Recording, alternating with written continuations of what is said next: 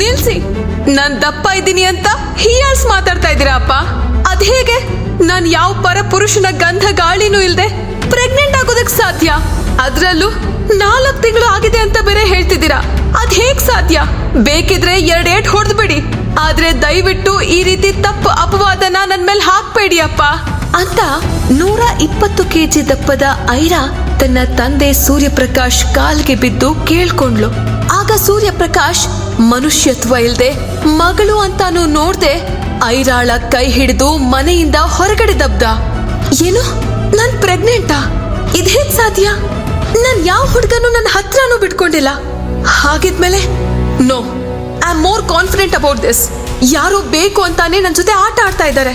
ಸದ್ಯಕ್ ನನ್ ಮದ್ವೆ ಆಗ್ಲಿ, ಆಮೇಲೆ ಒಂದ್ಸಾರಿ ಡಾಕ್ಟರ್ ಹತ್ರ ಹೋಗ್ ಬರ್ತೀನಿ ಅಂತ ಮದ್ವೆಗೆ ರೆಡಿ ಆಗಿದ್ದ ಐರಾ ತನ್ನ ಮೊಬೈಲ್ನ ಇಮೇಲ್ ಅಲ್ಲಿ ಬಂದಿದ್ದ ಅನೋನಿಮಸ್ ಮೆಸೇಜ್ ನ ನೋಡಿ ಹೆದರುಕೊಂಡ್ಲು.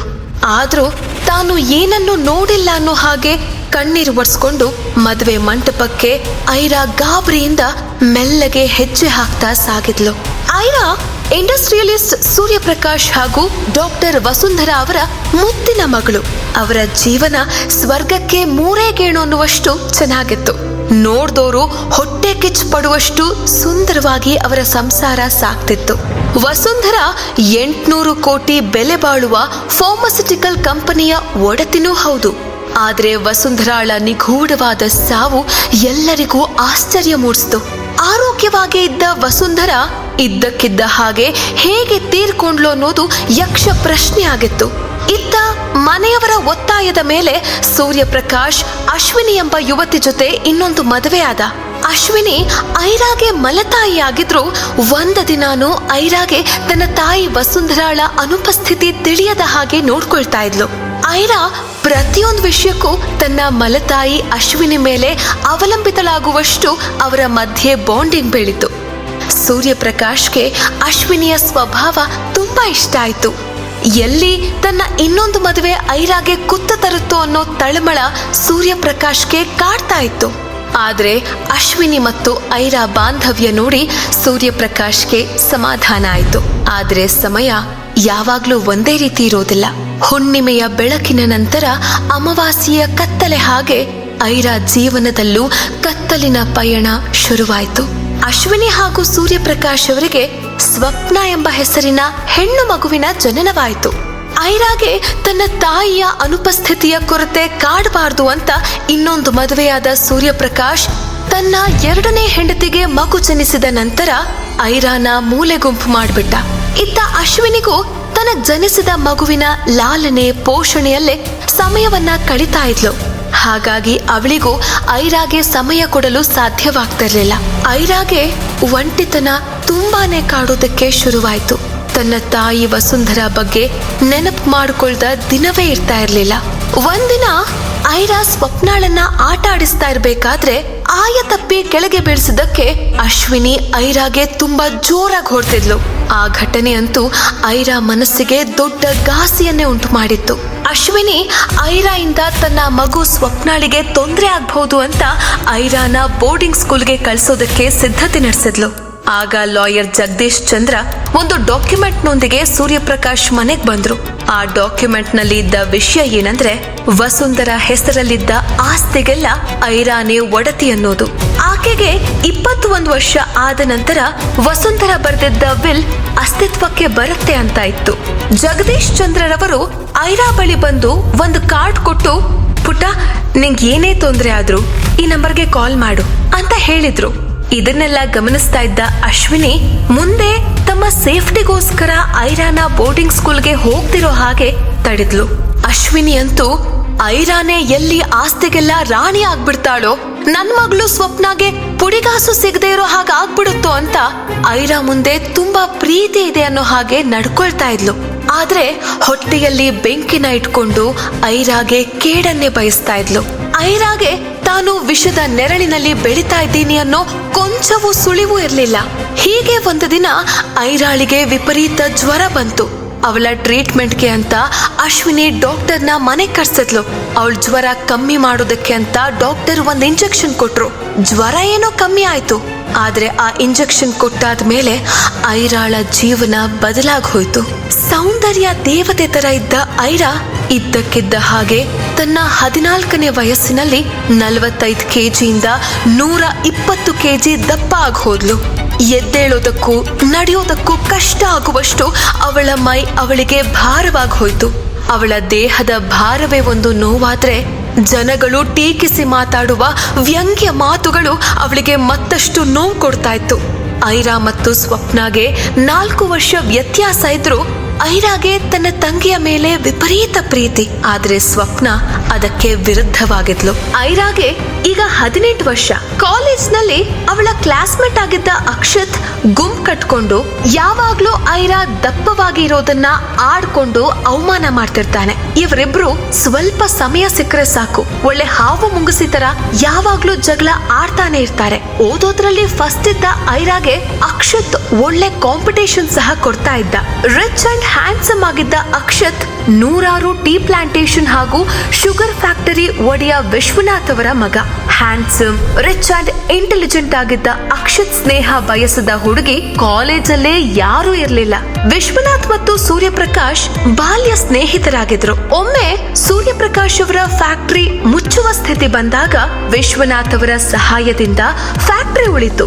ಸೂರ್ಯಪ್ರಕಾಶ್ ಕೃತಜ್ಞತೆಯಿಂದ ಮುಂದೆ ತನ್ನಿಂದ ಏನಾದ್ರೂ ಸಹಾಯ ಬೇಕಿದ್ರೆ ಕೇಳುವಂತೆ ವಿಶ್ವನಾಥ್ ಅವರಿಗೆ ಹೇಳಿದ್ರು. ಅದೇ ರೀತಿ ಒಂದು ದಿನ ಬಿಸ್ನೆಸ್ ಮಾರ್ಕೆಟ್ ಅಲ್ಲಿ ಕಾಂಪಿಟೇಷನ್ ಹೆಚ್ಚಾಗಿದ್ರಿಂದ ಲಾಭನ ಜಾಸ್ತಿ ಮಾಡ್ಕೊಳ್ಳೋದಕ್ಕೆ ವಿಶ್ವನಾಥ್ ಮತ್ತೆ ಸೂರ್ಯಪ್ರಕಾಶ್ ಇಬ್ರು ಜಂಟಿಯಾಗಿ ದೊಡ್ಡ ಫ್ಯಾಕ್ಟರಿನ ನಿರ್ಮಿಸಬೇಕು ಅಂತ ಯೋಚನೆ ಮಾಡಿದ್ರು. ಆ ಪಾರ್ಟ್ನರ್ಶಿಪ್ ಸಕ್ಸಸ್ಫುಲ್ ಆಗಿದ್ರಿಂದ ವಿಶ್ವನಾಥ್ ಅವರು ಒಂದು ಪಾರ್ಟಿನ ಆರ್ಗನೈಸ್ ಮಾಡಿದ್ರು. ಆ ಪಾರ್ಟಿಗೆ ಸೂರ್ಯಪ್ರಕಾಶ್ ಮತ್ತು ಅವನ ಮನೆಯವರೇ ಮುಖ್ಯ ಅತಿಥಿಯಾಗಿದ್ರು. ಸೂರ್ಯಪ್ರಕಾಶ್ ಮನೆಯಲ್ಲಿ ಎಲ್ರೂ ಪಾರ್ಟಿಗೆ ರೆಡಿ ಆಗ್ಬೇಕಾದ್ರೆ ಅಶ್ವಿನಿ ಐರಾ ಹತ್ರ ಬಂದು, ಅಲ್ಲಿ 100 ಕ್ಯಾಮ್ರಾಗಳಿರುತ್ತೆ. ಸೂರ್ಯಪ್ರಕಾಶ್ ಮೊದಲನೇ ಮಗಳು ಯಾರು ಅನ್ನೋದು ಪ್ರಪಂಚಕ್ಕೆ ಗೊತ್ತಿಲ್ಲ. ನೀನು ಈ ದಪ್ಪ ಆಕೃತಿನ ಇಟ್ಕೊಂಡು ಕ್ಯಾಮ್ರಾ ಮುಂದೆ ಬಂದು ಇವಳು ಯಾರು ಅಂತ ಪ್ರಶ್ನಿಸೋ ಹಾಗೆ ಸೀನ್ ಕ್ರಿಯೇಟ್ ಮಾಡ್ಬೇಡ. ನೀನು ಆ ಪಾರ್ಟಿಗೆ ಬರ್ದಿದ್ರೇನೆ ಒಳ್ಳೇದು ಅಂತ ಕಡ್ಡಿ ಮುರಿದ ಹಾಗೆ ಹೇಳಿದ ಅಶ್ವಿನಿ ಮಾತು ಕೇಳಿ ಐರಾಗೆ ಬೇಜಾರಾಯ್ತು. ಐರಾ ಮನೆಯಲ್ಲಿರ್ಬೇಕಾದ್ರೆ ಒಂದು ಕಪ್ಪು ಲಕ್ಸುರಿಯಸ್ ಕಾರ್ ಬಂದು ನಿಲ್ತು. ಅದ್ರಲ್ಲಿ ಬಂದಿದ್ದ Akshat black and white suit ಅಲ್ಲಿ ಕಪ್ಪು ಶೀಟ್ಸ್ ನೊಂದಿಗೆ ಸೂರ್ಯಪ್ರಕಾಶ್ ಮನೆ ಒಳಗೆ ಎಂಟ್ರಿ ಆದ. ಮನೆ ಸುತ್ತ ಒಮ್ಮೆಲೆ ನೋಡಿ ಎದುರುಗಡೆ ಬಂದ ಐರಾನ ನೋಡ್ದ. ಐರಾ ಆಶ್ಚರ್ಯದಿಂದ, ಈ ಅಕ್ಷತ್ ಮನೇಲಿ ತಾನೇ ಪಾರ್ಟಿ ಇರೋದು, ಇವನು ಯಾಕೆ ನಮ್ಮನೆಗ್ ಬಂದಿದ್ದಾನೆ ಅಂತ ಯೋಚಿಸ್ತಾ ನಿಂತ್ಲು. ಆಗ ಅಕ್ಷತ್, ಐರಾ ನೀನಿನ್ನೂ ರೆಡಿ ಆಗಿಲ್ವಾ ಅಂತ ಪ್ರಶ್ನಿಸ್ತ.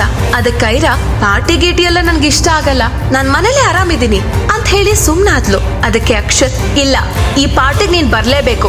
ನೀನ್ ಹೇಗಿದ್ಯೋ ಹಾಗೆ ಬಂದ್ರೂ ಪರವಾಗಿಲ್ಲ. ನೀನ್ ರೆಡಿಯಾಗಿ ಮೇಕಪ್ ಮಾಡ್ಕೊಂಡ್ ಬಂದ್ರು ಕಾಗೆ ಕೋಗಿಲೇನಾಗಲ್ಲ, ಬಾ ಹೋಗೋಣ ಅಂತ ಹೇಳಿ ಅವನು ತನ್ನ ಕಪ್ಪು ಕಾರ್ ಬಳಿ ಕೈ ಹಿಡಿದು ಐರಾನ ಕರ್ಕೊಂಡ್ ಹೋದ. ನಾನ್ ಬರಲ್ಲ ಅಂದ್ರು ಇವ್ ನನಗ್ ಚುಚ್ಚು ಮಾತಾಡಿ ಪಾರ್ಟಿಗೆ ಯಾಕೆ ಕರ್ಕೊಂಡ್ ಹೋಗ್ತಿದ್ದಾನೆ ಅಂತ ಐರಾ ಕಾರಲ್ಲಿ ಯೋಚಿಸ್ತಾ ಕೂತ್ಕೊಂಡಿದ್ಲು. ಅಕ್ಷತ್ ಐರಾ ಇಬ್ರು ಕಾರಿಂದ ಇಳಿತಾ ಇದ್ದ ಹಾಗೆ ಬಂದಿದ್ದ ಪ್ರೆಸ್ ಅವರೆಲ್ಲ ಅವರಿಬ್ಬರ ಫೋಟೋನ ಕ್ಲಿಕ್ ಮಾಡೋಕೆ ಸ್ಟಾರ್ಟ್ ಮಾಡಿದ್ರು. ಫೋಟೋ ತೆಗೆಯೋದಕ್ಕೆ ಬಳಸ್ತಾ ಇದ್ದ ಕ್ಯಾಮ್ರಾ ಫ್ಲಾಶ್ ಲೈಟ್ಗೆ ಐರಾ ತನ್ನ ಕಣ್ಣು ಅಡ್ಜಸ್ಟ್ ಮಾಡ್ಕೊಳ್ಳೋದಕ್ಕೆ ಕಷ್ಟ ಪಡ್ತಾ ಇದ್ಲು. ಅವಳಿಗೆ ಅಲ್ಲಿ ಏನ್ ನಡೀತಿದೆ ಅನ್ನೋದೇ ಅರ್ಥ ಆಗ್ತಿರ್ಲಿಲ್ಲ.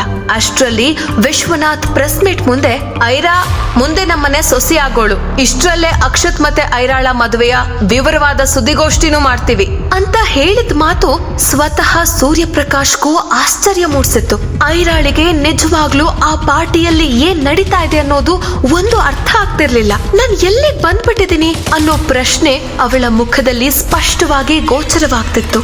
ಅಲ್ಲೇ ಇದ್ದ ಅಶ್ವಿನಿ ಮತ್ತು ಸ್ವಪ್ನ ಐರಾಗೆ ಸಿಗ್ತಿರುವ ಅಟೆನ್ಷನ್ ನೋಡಿ ಹಲ್ ಮಸಿತಾ ಇದ್ರು. ಇವಳು ದಪ್ಪಗಿದ್ರು, ಇವಳ ಲಕ್ ನೋಡು ಹೇಗಿದೆ ಅಂತ ಪಾರ್ಟಿಗೆ ಬಂದಿದ್ದ ಜನ ಐರಾನ ನೋಡಿ ನಗ್ತಾ ಇದ್ರು.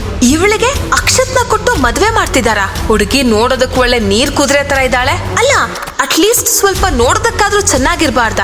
ಅದ್ರಲ್ಲೂ ಇವ್ರು ಮದ್ವೆ ಮಾಡೋದಕ್ಕೆ ವಯಸ್ಸಾದ್ರೂ ಆಗಿದ್ಯಾ? ಇಷ್ಟ ಅರ್ಜೆಂಟ್ ಯಾಕೆ ಮಾಡ್ಕೊಳ್ತಿದ್ದಾರೆ ಅಂತ ಸಾಲು ಸಾಲು ಮಾತಿನ ಬಾಣಗಳು ಪಾರ್ಟಿ ತುಂಬಾ ಹರಿದಾಡ್ತಿತ್ತು.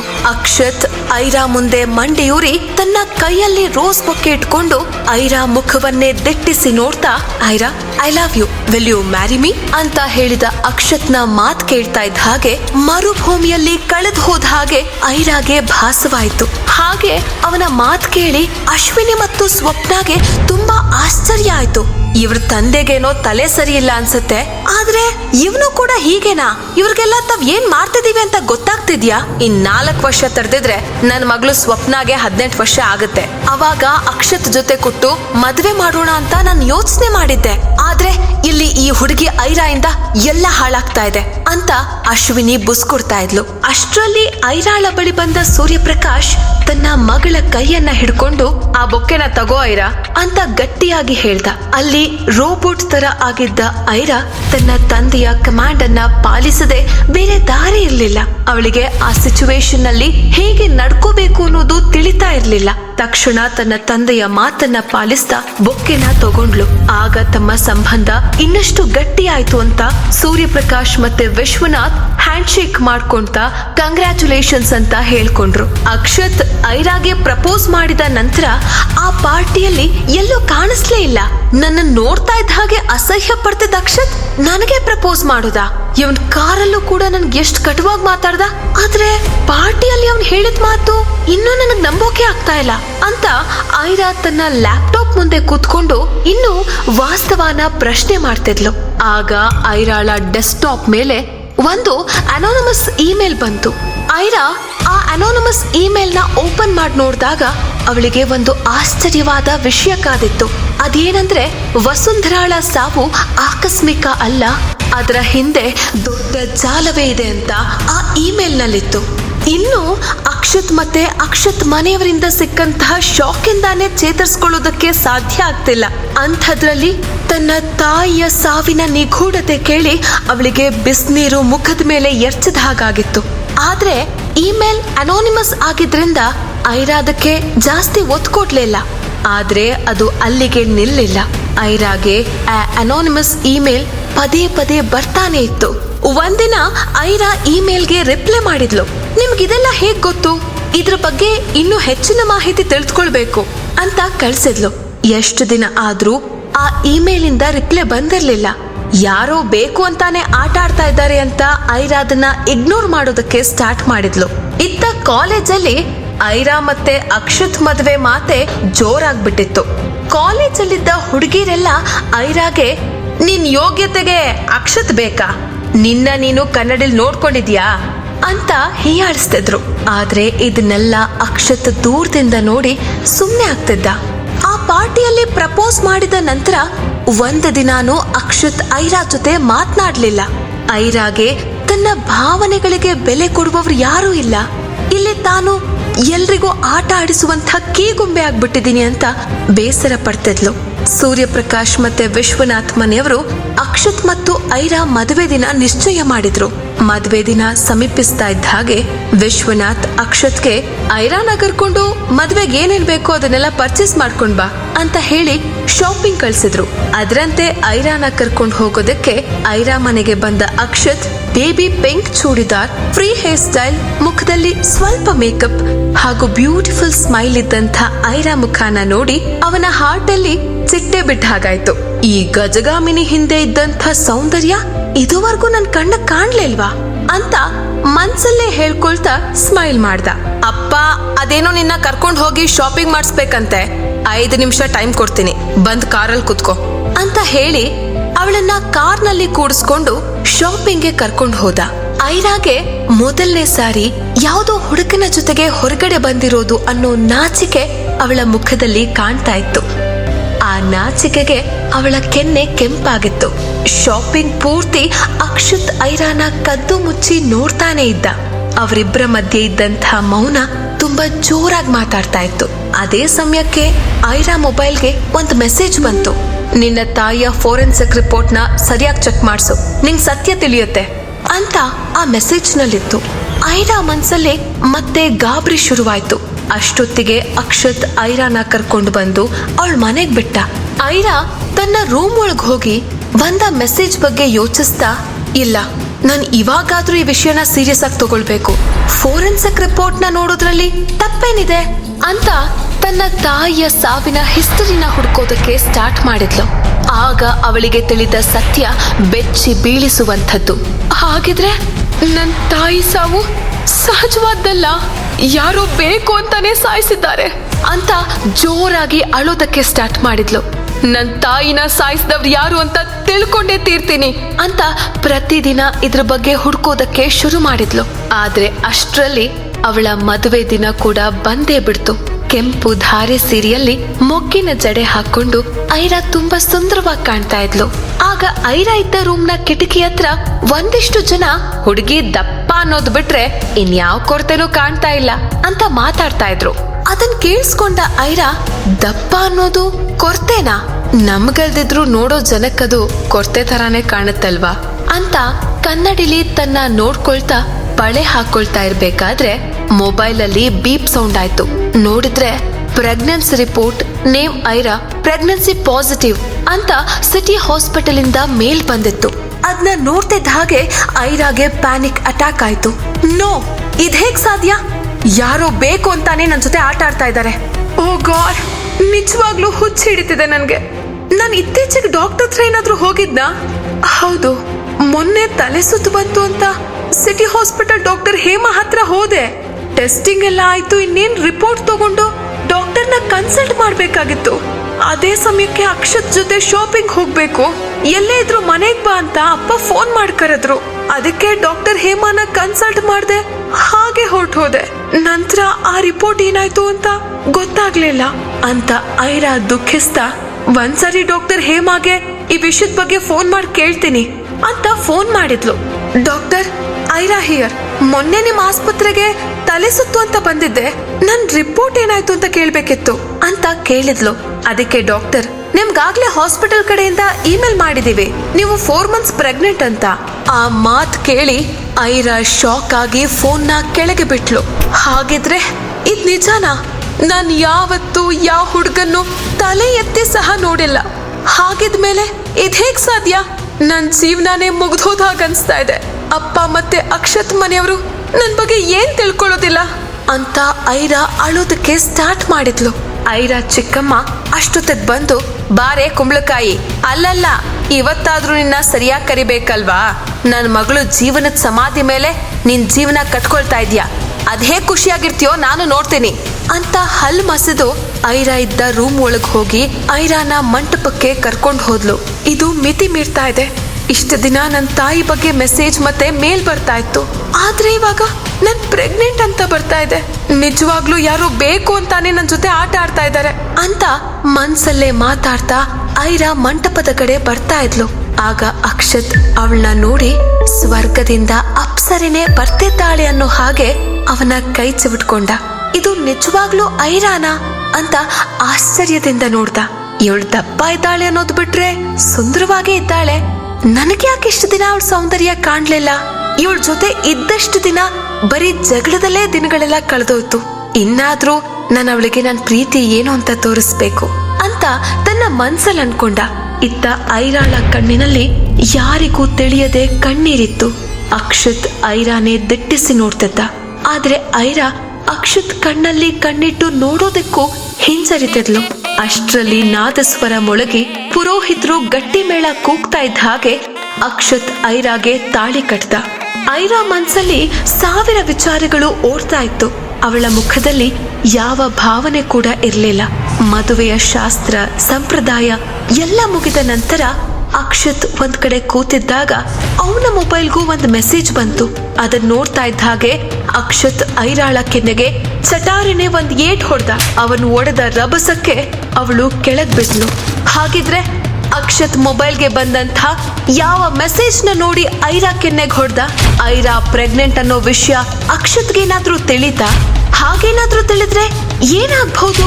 ಐರಾಗೆ ಅನೋನಿಮಸ್ ಮೆಸೇಜ್ ಮತ್ತೆ ಇಮೇಲ್ ಕಳಿಸ್ತಾ ಇದ್ದ ವ್ಯಕ್ತಿ ಆದ್ರೂ ಯಾರು? ಮದುವೆ ದಿನಾನೇ ತನಗೇ ತಿಳಿಯದೆ ಪ್ರೆಗ್ನೆಂಟ್ ಆದ ಹುಡುಗಿಯ ವಿಚಿತ್ರ ಕಥೆಯನ್ನ ತಿಳ್ಕೊಳ್ಬೇಕಾದ್ರೆ ಈಗಲೇ ಡೌನ್ಲೋಡ್ ಮಾಡಿ ಪಾಕೆಟ್ FM ಮತ್ತು ಕೇಳಿ ಐರಾ.